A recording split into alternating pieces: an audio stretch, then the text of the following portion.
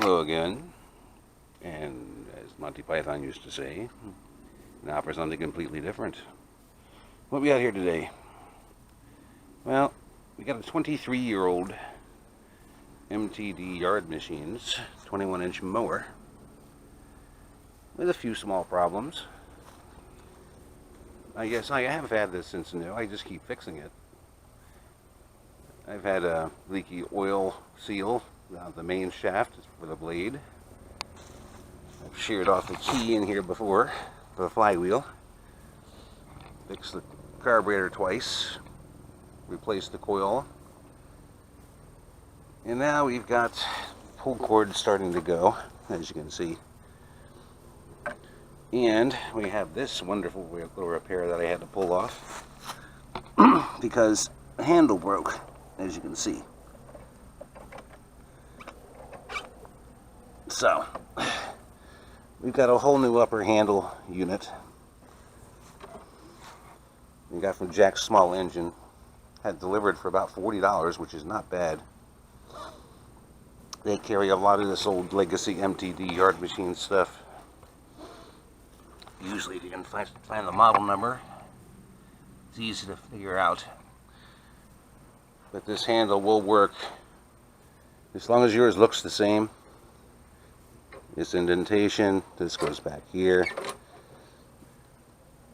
It's a fold down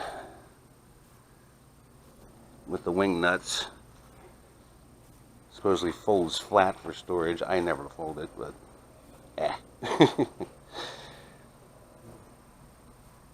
just gonna have to replace it, that's all. A couple of bolts here, a couple of wings here.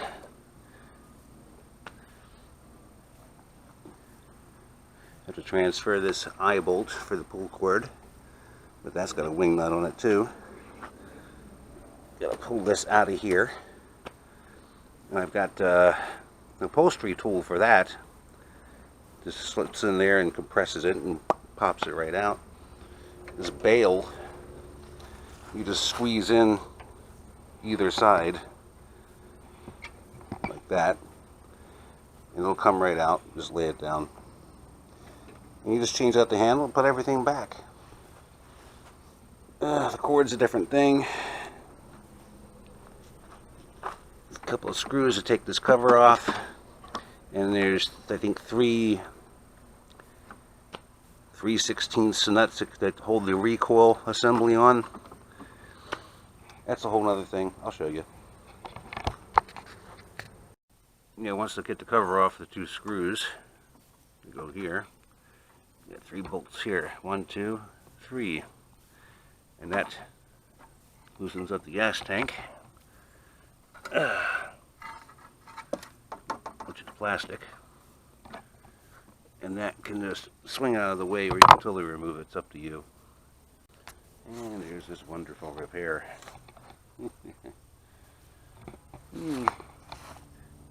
God loves zip ties.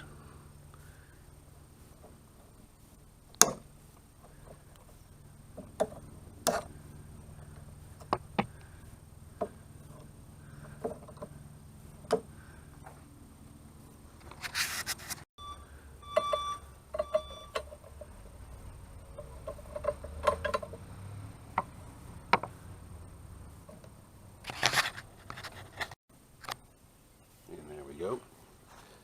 Got the old one off. These look to be in pretty good shape. There's the old one. There's the new one.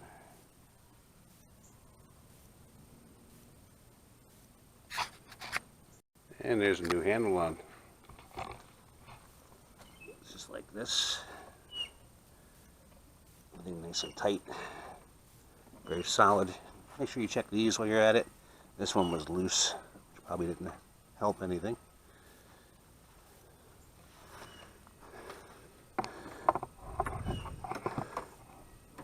I want to do that or that.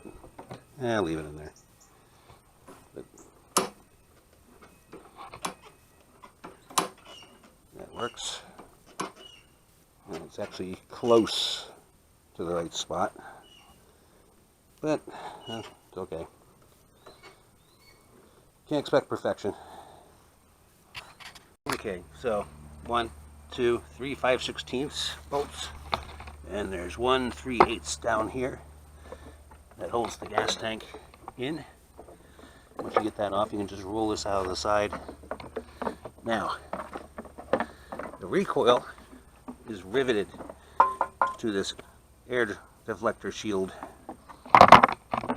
You've got another 5/16 here that holds the dipstick. You want to remove that so you can get the dipstick out of the way. You got another 3/8, another 3/8, I think, and a couple more up here, and this one, and then you should be able to get this entire piece off. And when you take the dipstick tube out, just pull straight up. There's a little tab that goes right here, right there, and there's a O-ring here that seals that up. Looks like it's still pretty good. Still sitting out there and sealing. And also make sure you clean that up before you put it back in there to avoid any leaks. There we go. So that's the recoil taken off. And this is what it looks like. Needs a little cleaning. Not terrible.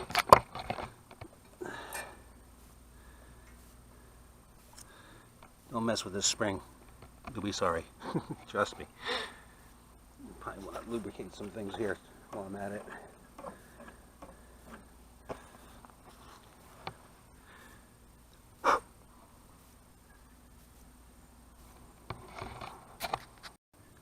Excuse me. Now, what I've got here is some 550-pound breaking strength paracord. Not your typical Briggs pull cord.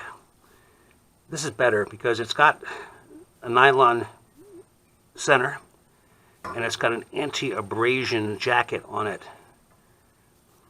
It holds up to wear and tear a lot better than stock pull cords.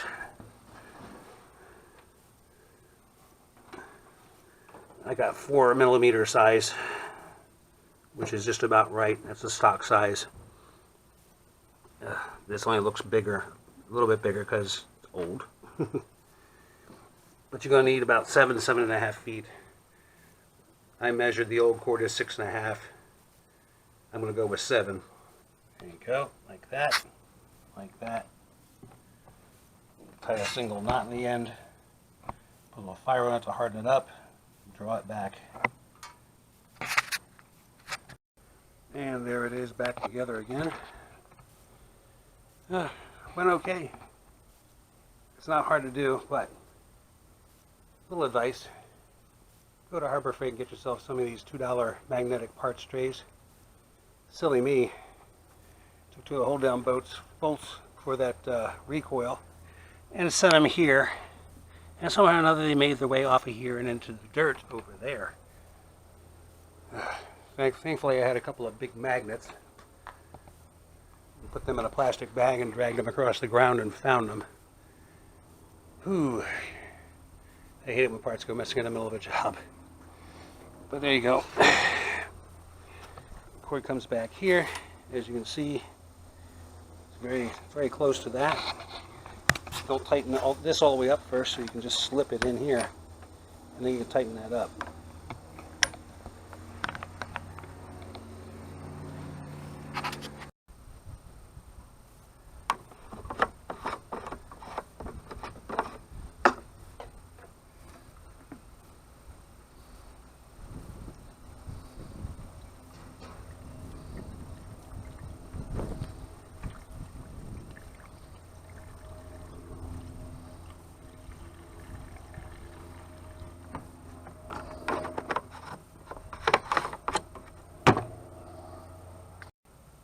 Cold start.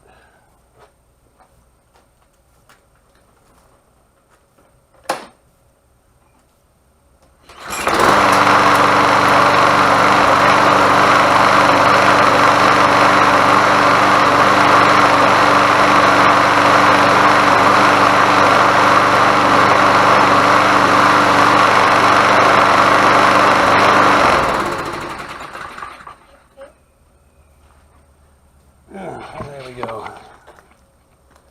All in all, not too bad. You can do this at home. Don't need to pay the lawnmower mechanic a bunch of money for this. Just pay attention, take your time. It's fairly simple.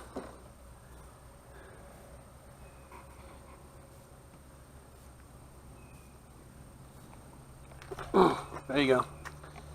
Something different. Now, of course, I have to mow grass. It's always something, isn't it? Anyway, thanks for watching. Thanks for coming by. We have more on this coming very soon. Brand new fuse block coming in any day now from Indonesia.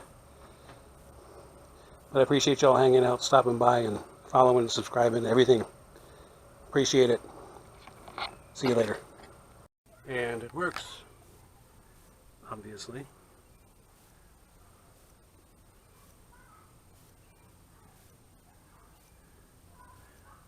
Okay, bye-bye.